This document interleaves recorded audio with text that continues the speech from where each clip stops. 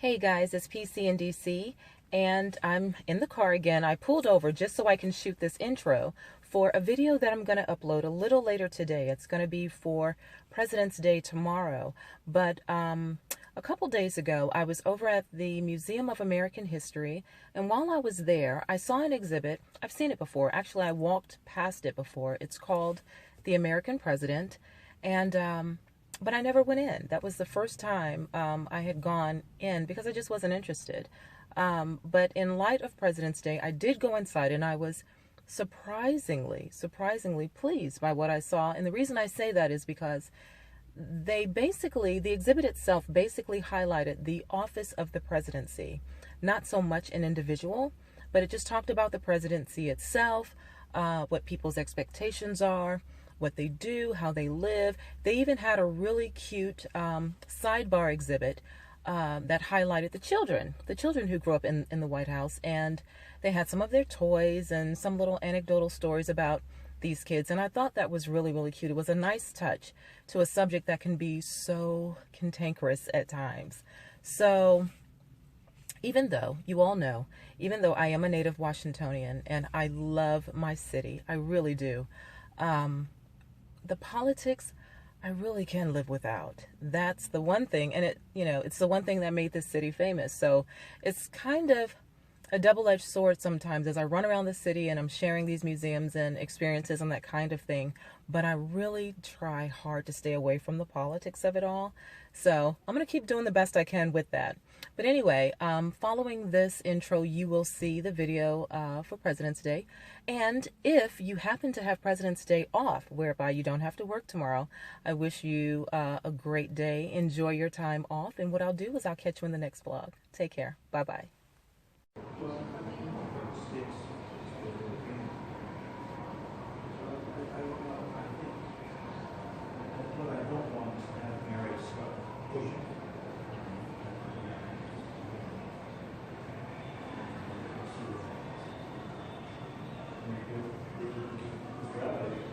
So excited if you didn't carry it.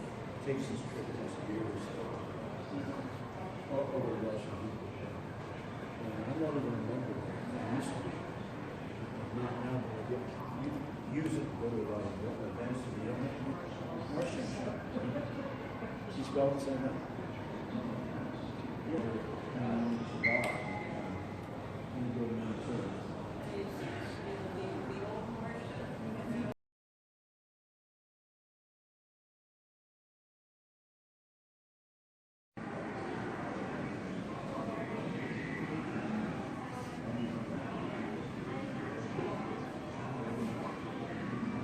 The president was involved in the cover-up.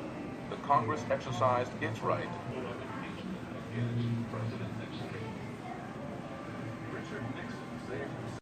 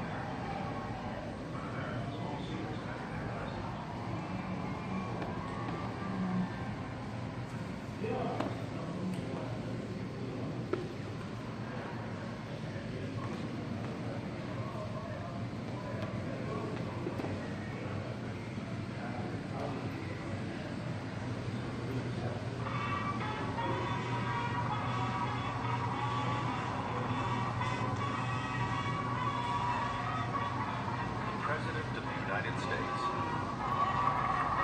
Americans have long looked to him for comfort, inspiration, and leadership.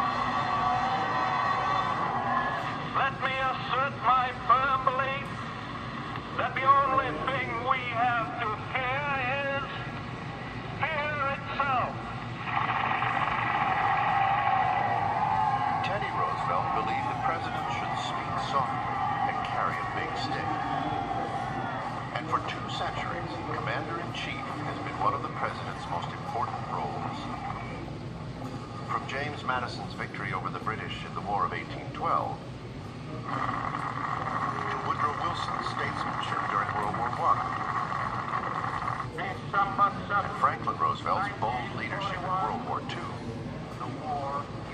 to George Bush's orchestration of a victorious coalition during the Gulf War.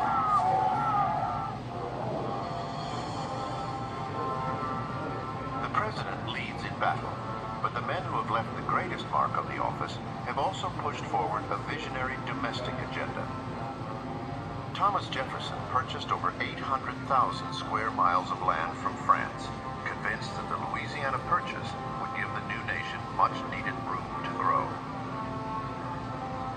Abraham Lincoln contributed to the abolition of slavery when he issued the Emancipation Proclamation on September 22, 1862. And Woodrow Wilson fought valiantly, but ultimately unsuccessfully, for an American presence in the League of Nations, even going on a 10,000-mile speaking tour to rally public support.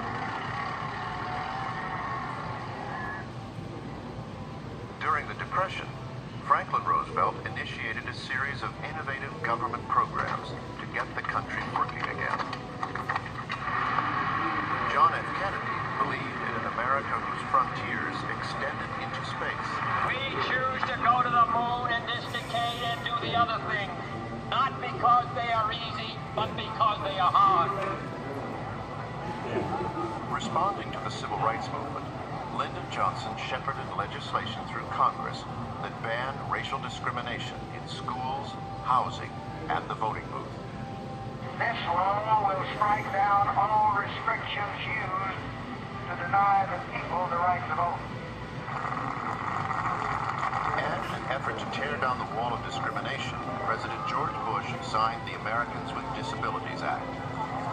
Every man, woman, and child with a disability can now pass through once closed doors into a bright new era of equality, independence, and freedom. The president leads the nation, but he also shapes world affairs. Richard Nixon broke ranks with decades of politicians by opening up relations with China. In 1978, President Jimmy Carter helped negotiate a historic peace treaty between Israel and Egypt. And after years of international tensions, Ronald Reagan helped orchestrate the end of the Cold War. Mr. Gorbachev, tear down this wall. Ladies and gentlemen, the President of the United States. The Chief Executive of the United States. It's a position with power unlike any other. The President has a responsibility to listen to the American